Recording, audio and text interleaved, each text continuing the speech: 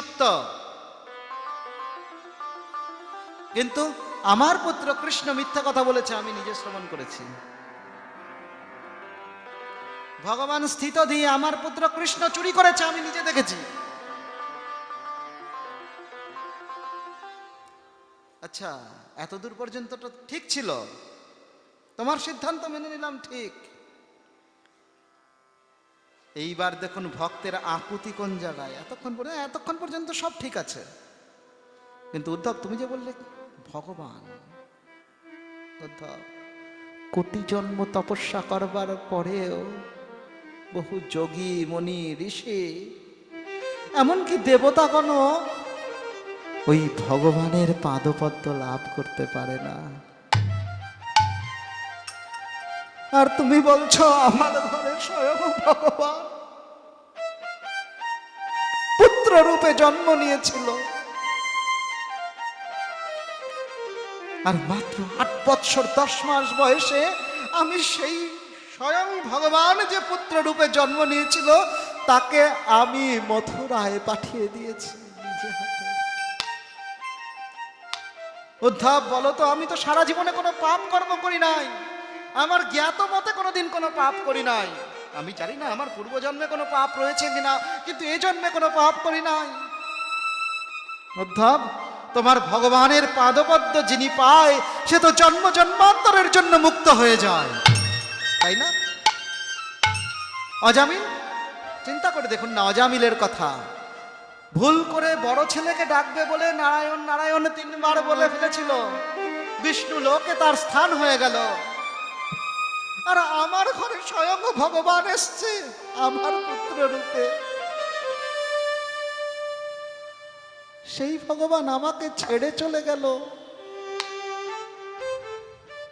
তাহলে তো ভগবানের সিদ্ধান্তটাই মিথ্যা। উদ্ধব, নির্বাক উদ্ধব নন্দ মহারাজ অঝোর ধারায় কাঁদছেন, আর উদ্ধবকে বলছেন, উদ্ধব শোনো,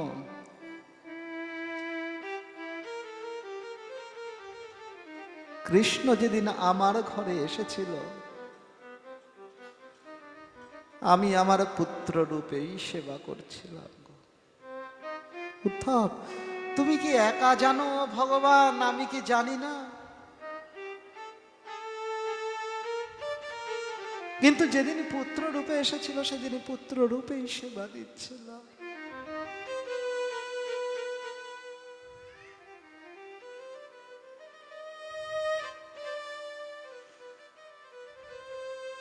কিন্তু উদ্ধব,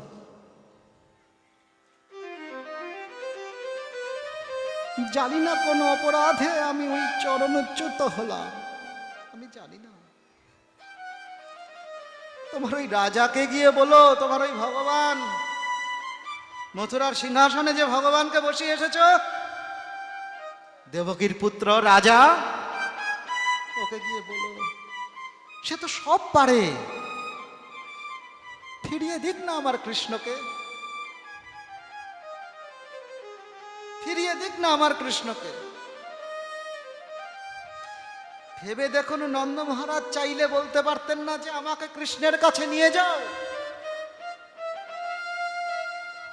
আগে আমি যেমন বললাম, কৃষ্ণ চাইলে পারতেন না বৃন্দাবনে আসবেন, তো নন্দ মহারাজও তো বলতে পারতেন আমি কিচ্ছু চাই না বাবা, আমাকে এক্ষুনি কৃষ্ণের কাছে নিয়ে যাও। কিন্তু ওই কৃষ্ণ তো আমার নয়, ওই কৃষ্ণ আমার কৃষ্ণ নয়। ওই কৃষ্ণ তো সকালবেলা ধেনুবৎস লয়ে খেলতে যাবে না গোষ্ঠে, ওই কৃষ্ণ তো আমার পাদুকা যুগলকে মস্তকে ধারণ করবে না, ওই কৃষ্ণ তো আমার ধমক শুনবে না, ও তো দেবকী নন্দন, ও তো মথুরাধীশ, ও তো ভগবান। আমার কৃষ্ণ ভগবান নয়, আমার পুত্র। সেই রজনীটা কোনো মতে কাটালেন ওইখানে, উদ্ধব মহারাজ কোনো মতে অস্বস্তিতে কাটালেন। পরের দিন প্রভাতে ভগবান বলে দিয়েছেন যে যমুনায় যাবে স্নান করতে। ভগবান বলেছেন কিন্তু চালাকিও করে গেছেন। কি করেছেন? বলছে যাবে যাবে, কোন ঘাটটায় যাবে? যেই ঘাটটা গোপীগণ ব্যবহার করতেন বলে দিয়েছেন ওই ঘাটটাতে যাবে। এবং যাওয়ার আগে তাও বলে দিয়েছে যে প্রতিদিন আমি ওখানে স্নান করতাম, ওইখানে একমাত্র ভগবানই যেতেন, অন্য কোনো পুরুষের স্থান ছিল না ওইখানে। তো উদ্ধব মহারাজও সকালবেলা ঘুম থেকে উঠে গিয়েছেন যমুনায় স্নান করবেন বলে। এখন গোপীগণের স্নানের সময় হয়েছে, উদ্ধব মহারাজ স্নান করে উঠছেন, গোপীগণ আস্তে আস্তে পথে দেখছেন ওই রথখানা দাঁড়িয়ে রয়েছে, দেখতে পেয়েই আলোচনা শুরু করেছেন। মনে করুন একটা কথা বলি, আরো একটু ভালো করে বলি, রাতবিরেতে পাড়ায় যদি হঠাৎ করে পুলিশের গাড়ি ঢোকে, এসে দাঁড়ালো, কারো বাড়িতে দেখা করতেই গেল, দেখা গেল কারোর আত্মীয় আছে, কারোর স্বজন আছে, কেউ দেখা করতে গেল, তো তখন সবাই প্রশ্ন করে না কি ব্যাপার, কি হয়েছিল, কেন এসেছিল, তাই না? এরকম আমার বহুবার হয়েছে। আমার পরিচিত বা আমার জানা বা শোনা ভক্ত পুলিশ অফিসার কখনো এসছে, আমার বাড়ির সামনে গাড়িটা দাঁড়িয়েছে, আমাকে বাড়ি থেকে বেরোনো মাত্র পুলিশ এসেছিল কেন ভাই, তাকে এক্সপ্লেন করতে হয়েছে এই বৃত্তান্ত। সেই রকম নন্দ মহারাজ ভগবান যখন ওই গোপীগণের ঘাটের দিকে গিয়েছেন, গোপীগণ দেখতে পেয়েছেন রথখানি, দেখেই চিন্তা করছেন একবার রথ এসেছিল কৃষ্ণকে নিয়ে চলে গেছে, আজ না জানি কি নিতে এসেছে, এবার বোধহয় আমাদের হৃৎপিণ্ডটাই উপড়ে নিয়ে যাবে মথুরায়। এই কথা আলোচনা করতে করতে করতে করতে ঘাটের কাছাকাছি পৌঁছেছেন। সেই মাত্র উদ্ধব মহারাজ স্নান করে উঠেছেন, স্নান করে উঠে যেই মাত্র ব্রজদেবীগণকে দেখেছেন, মানে গোপীগণকে দেখতে পেয়েছেন, ভগবান বলে দিয়েছেন দেখতে পেলেই প্রণাম করবে। উদ্ধব মহারাজ তো ষষ্ঠাঙ্গে প্রণাম।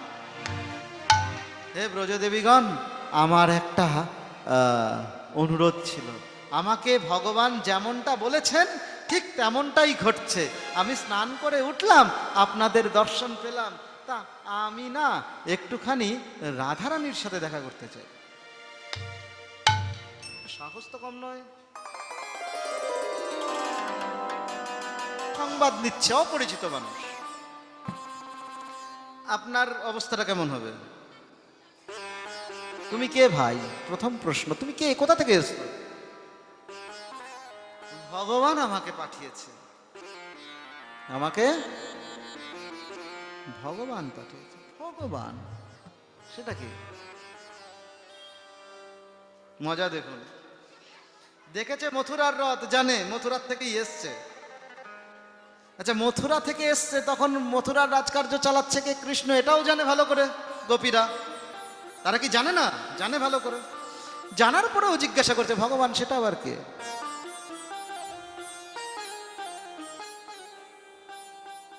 বেশ অহংকারের মধ্যে যখন মানুষ থাকে, সেখানে যদি কেউ এরকম হঠাৎ করে শোনে যে ভগবান সেটা আবার কে, ভগবানও একটু ঘাবড়িয়ে যায়, তাই না? তা আজকে উদ্ধব মহারাজ ঘাবড়ে গেলেন, ভগবানকে, কৃষ্ণকে কি এরা চেনে না? বললেন দেখুন, মথুরা থেকে আমাকে ভগবান কৃষ্ণ কৃষ্ণ বলে দিয়েছে। গোটা মথুরাবাসী ভগবান বলে, গোটা পৃথিবী ভগবান বলে, এরা বলছে কৃষ্ণ বলে দিয়েছে। হ্যাঁ, কৃষ্ণ পাঠিয়েছে তো মথুরা থেকে। তো কি চাই? না, আসলে আমি একটু রাধারানীর সাথে দেখা করতে চাইছিলাম। বলো কি, তোমার সাহস তো মন্দ না। যাও যাও যাও যাও, বিদায় হবে এখান থেকে। ওই তোমার কৃষ্ণ বিষ্ণু যে আছে তাকে বলে দিও রাধারানীর সাথে দেখা টাকা হবে না। আর ওকে বলো এরকম এত দুঃসাহস ভালো নয়, একা পরপুরুষ তুমি বৃন্দাবনে এসে বলছো রাধারানীর সাথে দেখা করবে, এত সাহস তোমাকে কে দিয়েছে? উদ্ধব মহারাজ জানে বুদ্ধিমান তো, সরাসরি একদম ব্রজ গোপীগণের পাটাকে চেপে ধরেছে। হে ব্রজদেবীগণ, ক্ষমা করুন আমাকে, আমার ভুল হয়ে গিয়েছে। আমি কৃষ্ণের কাছ থেকে এসেছি, আমি তার প্রণয় সচিব। আমাকে মথুরা থেকে পাঠিয়েছে, আমি তো রাজদূত, আমি তো তার প্রণয় সচিব, আমার তো কিছু করবার নেই, আমি তো দূত। কৃপা করে যদি রাধারানীর নিকট নিয়ে যান। এখানে তো ব্রজদেবীগণ আপনারা রয়েছেন, আপনাদের মধ্যে অনেকেই তো রাধা গোবিন্দের মধ্যে দৌত ক্রীড়া করেছেন। যারা মঞ্জরীগণ ছিলেন, তারা কি করতেন? রাধা গোবিন্দের মধ্যে দৌত ক্রিয়াটা করতেন। বলতে তাহলে আমি তো সেই রকম দূতের মতন এসেছি, তা আমাকে সেবার সুযোগটা দেবেন না বাবা? একদম চরণ, একদম পাটা ধরেছেন চেপে। বলছে হ্যাঁ সেবা। তখন এরা পড়ে গেছে চিন্তা, একে যদি বঞ্চিত করি তাহলে তো আমরাও আমাদের কর্ম হতে বঞ্চিত হব। কালকে বৃন্দাজি আবার যখন মথুরায় যাবেন, তখন তো এ যদি বলে যে না তোমাকে মথুরায় ঢুকতে দেবো না, তখন তো বিপদ হচ্ছে। শোনো, তাহলে রাধারানীর কাছে নিয়ে যেতে পারি, একটা শর্ত আছে। কি শর্ত বলুন? শোনো, তোমার এই কৃষ্ণের কোনো কথা গিয়ে ওকে বলতে পারবে না। আমি তো দূত, আমাকে তো বলতেই হবে। আমি তো দূত, আমাকে বলতেই হবে, দূতের কাজ বলা। কৃপা করে নিয়ে চলুন, আমি ওইটুকুনি পৌঁছই। উদ্ধব মহারাজ রাধারানীর বিবরণ জানেন। কেমন বিবরণ? বৃষভানু রাজার কন্যা, যার তার কন্যা নয়, বৃষভানুর কন্যা। এখনো যদি আপনারা বর্ষানাতে যান, দেখবেন ব্রজের থেকে বৈভব কিন্তু বর্ষানায় বেশি। এখন যদিও বৃন্দাবনের ওদিকে মন্দির ফন্দিরগুলো বড় বড় অনেক হয়ে গেছে, কিন্তু বৈভব, পুরনো বৈভব, সেটা দেখলে চোখের নজরে দেখলেই বোঝা যায় যে এটা সমৃদ্ধ ছিল, এটা নতুন হয়েছে। সেই বৃষভানুর কন্যা, কি তার রূপ হবে! স্বয়ং ভগবান যার চরণে পড়েছিলেন তার রূপ কেমন হবে, তাকে দেখতে কেমন হবে! এইসব মনে মনে চিন্তা করতে করতে উদ্ধব মহারাজ গিয়েছেন ব্রজ গোপীগণের সাথে। ব্রজ গোপীগণ দূর থেকে রাধারানীকে দেখিয়ে দিয়ে বললেন, ওই দেখো গৈরিক বসন পরিহিত যে রমণী ওইখানে আকাশের দিকে চেয়ে বসে রয়েছে, তিনি রাধারানী, তার কাছে যাও। উদ্ধব মহারাজ যেই মাত্র তার কাছে গিয়ে উপস্থিত হলেন, উদ্ধবকে দেখতে পাওয়া মাত্র রাধারানী বসতে বললেন। উদ্ধব ভ্রমর। রাধারানী উদ্ধবকে দেখা মাত্র প্রথমেই যে সম্ভাষণটি করলেন, ভ্রমর বলে সম্ভাষিত করলেন উদ্ধবকে। ভ্রমর, এসেছ, বসো বলে একখানি আসন এগিয়ে দিলেন। উদ্ধব মহারাজ চিন্তায় পড়লেন। নন্দ মহারাজ আমার আত্মীয়, কিন্তু আমি শ্রবণ করেছি যে স্বয়ং ভগবান এই রাধারানীর চরণ যুগলকে নিজ বক্ষে ধারণ করেছেন, দেহ পদপল্লব মুদারম। আর তার সামনে যদি আমি উচ্চাসনে বসি তাহলে পরে তো অপরাধ হয়ে যাবে। আর তিনি যেচে আমাকে আসন দিয়েছেন, সেই আসনখানি যদি আমি গ্রহণ না করি তাহলে পরে অপরাধ হবে। কেন? কারণ স্বয়ং ভগবানের প্রেমের গুরু রাধারানী। তা আমি যে ভগবানকে ভগবান বলে জানি, তার গুরুকে যদি আমি অস্বীকার করি তাহলে পরে এটাও অপরাধ। কি করলেন? দক্ষিণ হস্তে আসনখানিকে গ্রহণ করলেন আর উপবেশন করলেন মাটিতে। যে বস্তু আপনি গ্রহণ করতে পারবেন না কোনো কারণে, কোনো বাধায়, কোনো কিছুতে, সেই বস্তু যদি আপনি গ্রহণ করতে চান, সেটিকে আপনার দক্ষিণ হস্ত দ্বারা গ্রহণ করা মানেই আপনার হাতে গৃহীত হলো ওটি। এবার ওটি আপনি গ্রহণ করেন ছাই না করেন ওটা আপনার গৃহীত হল। যাই হোক, কথায় চলে আসে, তো ধরেছেন, ধরে বসেছেন। রাধারানী বলছেন, ভ্রমর কেন এলি, কেন এলি? ফিরে যা, ফিরে যা। এখানে আমার থেকে তো তোর নেওয়ার মতো কিছু নেই, তুই ফিরে যা। যা তোর মালিককে গিয়ে বল,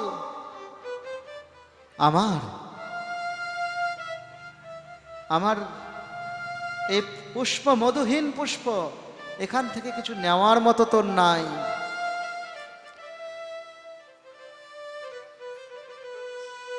চিন্তায় পড়লেন উদ্ধব, কি উত্তর দেব? উদ্ধব মহারাজ বললেন, রাধে, আমি তো কিছু সংবাদ নিয়ে এসেছি তোমার জন্য, কিছু সংবাদ।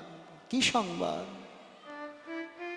কৃষ্ণ সংবাদ পাঠিয়েছে, কৃষ্ণ ভালো আছে, সুখে আছে।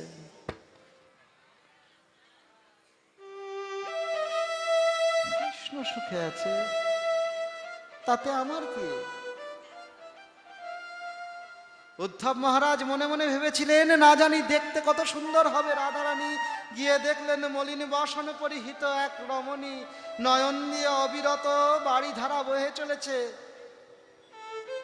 তার কাছে যখন বললেন কৃষ্ণ ভালো আছে, কিয়দ হেসে বললেন, কৃষ্ণ ভালো আছে তো আমার কি? ভালো থাকতেই পারে, কৃষ্ণর ভালো থাকাই কাজ, আমার কি? কৃষ্ণ আপনার সান্নিধ্য পেতে চায়। এইখানে আবার যেতে হচ্ছে আমাকে রূপ গোস্বামীর কাছে ফিরে। উজ্জ্বল নীলমণি গ্রন্থে তিনি প্রেমের কথা বলতে গিয়ে বললেন, সত্যপি ধ্বংস কারণে সর্বতা ধ্বংস রহিতাং যদ্ভাব ইউন বন্দনা সব প্রেমনা পরিকীর্তিত। অর্থাৎ কোনো মতেই যা ধ্বংস হয় না, যার লয় নাই, তাই হলো প্রেম। অর্থাৎ রাধারানীর সন্নিকটে, রাধারানীর চিন্তনে, গোপী চিন্তনে ভগবান সমীপেই রয়েছে। ফলে তার ওই কৃষ্ণের প্রয়োজন নাই। নন্দ মহারাজের যেমন ওই কৃষ্ণের প্রয়োজন ছিল না, রাধারানীর ওই কৃষ্ণের প্রয়োজন নাই, কারণ তার কৃষ্ণ তার সমীপেই রয়েছে। তো উদ্ধব মহারাজ রাধারানীর যখন বুঝিয়ে পারছেন না, রাধারানীর চরণ যুগলকে ধরে উদ্ধব যখন রাধারানীকে এইভাবে বোঝাচ্ছেন, তখন রাধারানী উল্টো বলছে উদ্ধবকে, উদ্ধব তবে শোনো, উদ্ধব আমি ভালোবেসেছিলাম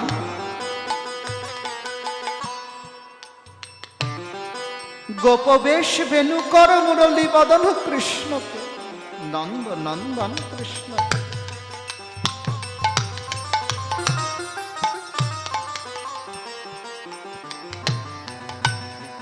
আমি জানি না তার কত ঐশ্বর্য আছে, আমি জানি না তার ভগবত্তা কেমন, আমি জানি না তার অঙ্গ বর্ণ কেমন, আমি জানি না তার স্বরূপ কেমন, তার পাণ্ডিত্য কেমন।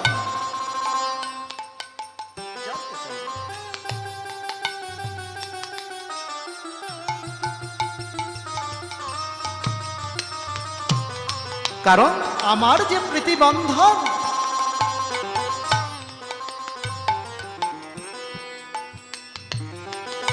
तमाहम परमात्मा यार विद्यापि संयता यहुर्गुणमय देहम सद्य प्रक्षिण बंधना।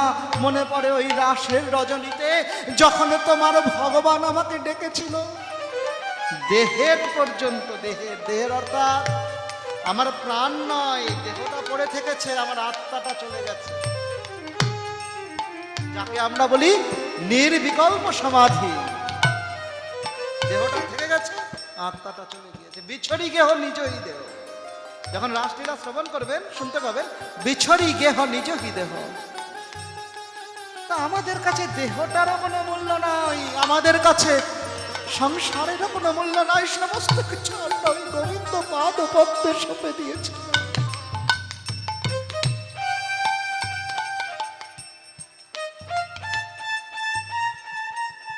উদ্ধব পারবে ফিরিয়ে দিতে?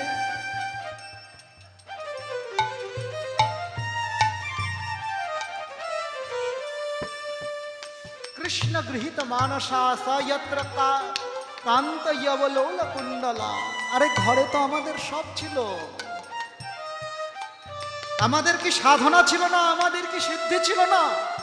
বলো না উদ্ধব, আমাদের সাধনা ছিল, সিদ্ধি ছিল, জ্ঞান ছিল, বৈরাগ্য ছিল, সব কিছু ছিল।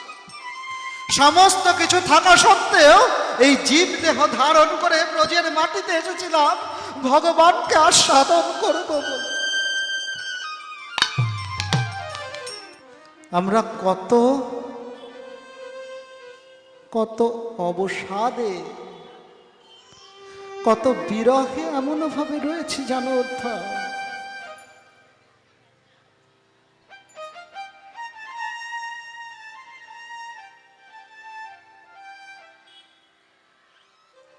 কিন্তু পরিশেষে তিনি সমস্ত কিছু পরিত্যাগ করে, পরিশেষে উদ্ধব মহারাজ সমস্ত কিছু পরিত্যাগ করে সংসার ত্যাগী হন। বিদুরেরও এই অবস্থা হয়েছিল। যদি কখনো আবার ভবিষ্যতে দেখা হয় আমার সাথে, মনে করাবেন উদ্ধব বিদুর সংবাদ। দুজনেই যখন বেশ গ্রহণ করেছে তারপরে দেখা হয়েছে দুজনের মধ্যে। একজন রাজকর্ম ছেড়ে গেছে আর দুজনেই রাজকর্ম ছেড়ে গেছে। যাই হোক, আধা সদ্ধম সাধনম যস্ব রাধা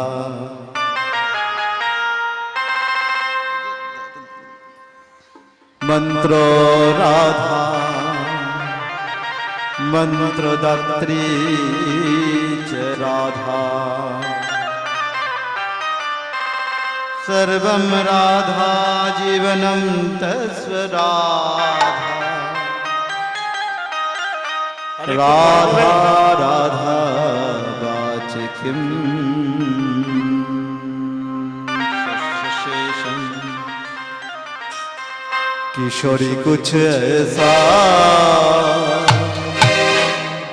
इंतजाम हो जावे किशोरी किशोरी किशोरी कुछ ऐसा इंतजाम हो जाए ओ किशोरी तुझे ऐसा इंतजाम हो जाए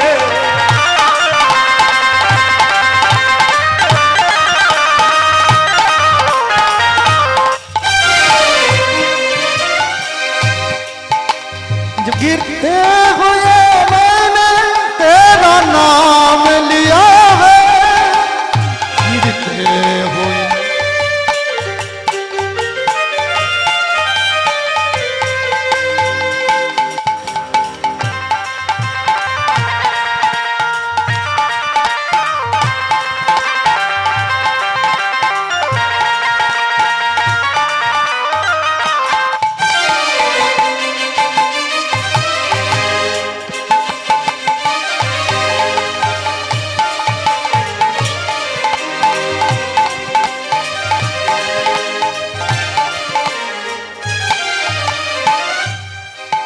तुम अपने भक्त को कृपा करती हो राधे तुम अपने भक्त को कृपा करती है राधे उनको अपने चरणों में जगह देती हो राधे उनको अपने चरणों में जगह देती हो राधे उनको अपने चरणों में जगह देती हो राधे किशोरी कुछ ऐसा इंतजाम हो जाए किशोरी तुझे ऐसा इंतजाम हो जाए बोल बोलो राधे राधे राधे राधे राधे राधे राधे राधे राधे वृंदावन में राधे राधे শুনতে পাচ্ছি না सवाई मिले बोले बोलो राधे राधे राधे राधे वृंदावन में वृंदावन में राधे राधे सवाई जोर से बोलूं রাধা রানীর নামটা এত ধীরে হয় কেন হ্যাঁ কাঠের আসরে দেখি রাধা রানীর নামটাই ধীরে হয় বাকি তো সব সময় চেঁচামেচি করেন बोलो राधे राधे राधे राधे राधे राधे वृंदावन में वृंदावन में वृंदावन में गोकुल में गोवर्धन में श्याम कुंड में राधा कुंड में राधे राधे राधे राधे राधे राधे वृंदावन में राधे राधे